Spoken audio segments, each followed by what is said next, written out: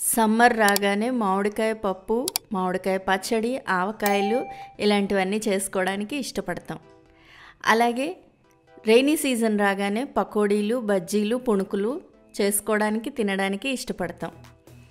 మరి వింటర్లో వేడివేడి సూపులు, రకరకాల పరోటాలు, అలాగే pav bhaji. Hi friends, easy veg రెసిపీస్కి తిరిగి స్వాగతం. పావు బాజీ తయారు చేసుకోవడానికి కావాల్సిన పదార్థాలు, తయారు చేసుకునే విధానం చూసేద్దామా మరి. 1/2 కప్ దాకా క్యారెట్ సన్న ముక్కలు తరుక్కోవాలి, చిన్న చిన్న ముక్కలుగా కట్ చేసుకోవాలి. 1/2 కప్ దాకా కాలీఫ్లవర్, 1/2 కప్ క్యాబేజ్ బాగా సన్నగా తరిగి పెట్టుకోవాలి. అలాగే 1/2 కప్ బీన్స్ సన్న ముక్కలు తరుక్కోవాలి. 1/2 కప్ బీట్రూట్, ఇది కూడా చెక్కు తీసుకొని సన్న ముక్కలు తరుక్కోవాలి. అలాగే 1/2 కప్ దాకా క్యాప్సికమ్, ఇది కూడా చిన్న ముక్కలు. 1/2 కప్ దాకా పొటాటో, చెక్కు తీసుకొని సన్న ముక్కలుగా తరిగి పెట్టుకోవాలి. 1/2 కప్ దాకా పచ్చి బఠానీలు, 1 కప్ టొమాటోలు సన్న ముక్కలు కట్ చేసుకొని, అలాగే 1.5 కప్ దాకా ఉల్లిపాయలు సన్న ముక్కలు కట్ చేసుకొని తీసుకోవచ్చు. ఇంకా దీనిలో కావాల్సిన మసాలాలు చూద్దాం. పసుపు, రుచికి సరిపడా ఉప్పు, 1 టేబుల్ స్పూన్ కారము, 1 tablespoon garam masala powder, 1 teaspoon ధనియాల పొడి,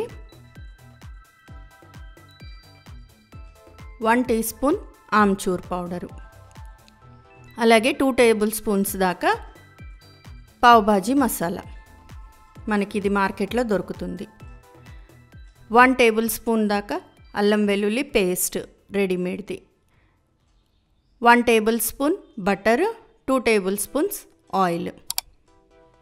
ముందర కూరలన్నీ కూడా ప్రెషర్ కుక్కర్లో పెట్టి ఒక 3 to 4 విజిల్స్ రానిచ్చేసుకోవాలి. ఉల్లిపాయలు, టొమాటోలు తప్ప మిగతా కూరలన్నీ వేసేసుకోవాలండి. Carrot, beans, capsicum, cauliflower, cabbage, beetroot, potato, అలాగే గ్రీన్ పీస్ అన్నీ వేసేసి కూరలు మునిగేదాకా నీళ్లు, ఒక 4 కప్స్ దాకా నీళ్లు పడతాయి, పోసేసుకొని కొంచెం పసుపు, కొద్దిగా ఉప్పు వేసేసుకొని కుక్కర్లో పెట్టి ఒక 4 to 5 విజిల్స్ వచ్చినా కూడా పర్వాలేదు. చూడండి, కూరలన్నీ బాగా మెత్తగా ఉడికిపోయాయి, ఇలా ఉడికిపోవాలి. అండ్ ఈ వాటర్ని వంపేయొద్దు, మనం స్టోర్ చేసి ఉంచుకుంటే కూరలో వాడుకోవడానికి బాగుంటుంది. వాటర్ అంతా కూడా జల్లెడ పట్టేసేసుకొని వేరే గిన్నెలోకి తీసుకొని, ఇది పొటాటో మ్యాషర్ అంటారు లేదా పావ్ బాజీ మ్యాషర్ అంటారు, ఇది మనకి షాప్స్లో దొరుకుతుంది. ఇది తీసుకొని దీంతో గట్టిగా కూరలన్నిటినీ కూడా మ్యాష్ చేసేసుకోవాలి. ఇది లేకపోతే పప్పు గుత్తి లాంటిది ఉన్నా సరిపోతుంది. బాగా మెత్తగా మ్యాష్ చేసేసుకొని పక్కన పెట్టుకోవాలి. తర్వాత స్టవ్ మీద బాణలి పెట్టి నూనె, బటరు 2 వేసి, బటర్ బాగా కరిగిపోయిన తర్వాత అల్లం వెల్లుల్లి పేస్ట్ వేసి వేయించుకోవాలి. అల్లం వెల్లుల్లి పేస్ట్ కొంచెం పచ్చి వాసన పోయేదాకా వేయించి, ఉల్లిపాయలు బాగా వేయించుకోవాలి. లో ఫ్లేమ్లో మెత్తగా అయిపోయేదాకా వేయించుకోవాలండి.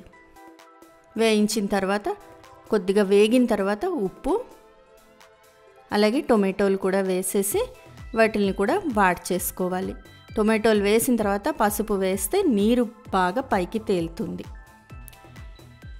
ఈ టొమాటోలు, ఉల్లిపాయలు బాగా వేగిపోయేదాకా, పచ్చివాసన పోవాలి, ఉడికినట్టు అయిపోవాలి, అంతదాకా బాగా వేయించుకోవాలి. చూడండి, ఇలా చిన్న గుజ్జులా అయిపోతుంది కూర అంతా కూడా. అయిపోయిన తర్వాత కొంచెం వాటర్ వేసుకొని మూత పెట్టి ఒక 2 minutes కుక్ అవ్వనివ్వండి. ఆ టొమాటోలు, ఉల్లిపాయల్ని కుక్ అవ్వనివ్వండి. అయిపోయిన తర్వాత చూడండి, ఇలా సాఫ్ట్గా అయిపోవాలి ఇవి. ఈ ఉల్లిపాయలు, టొమాటోలు బాగా సాఫ్ట్గా అయిపోయిన తర్వాత ముందరగా మ్యాష్ చేసి పెట్టుకున్న కూరగాయలన్నీ కూడా దీనిలో వేసేసి బాగా కలిపేసుకోవాలి. లంచ్లో ఫుడ్ న్యూట్రిషియస్గా ఉండాలి, టమీ ఫుల్గా ఉండాలి, అలాగే నిద్ర రాకూడదు.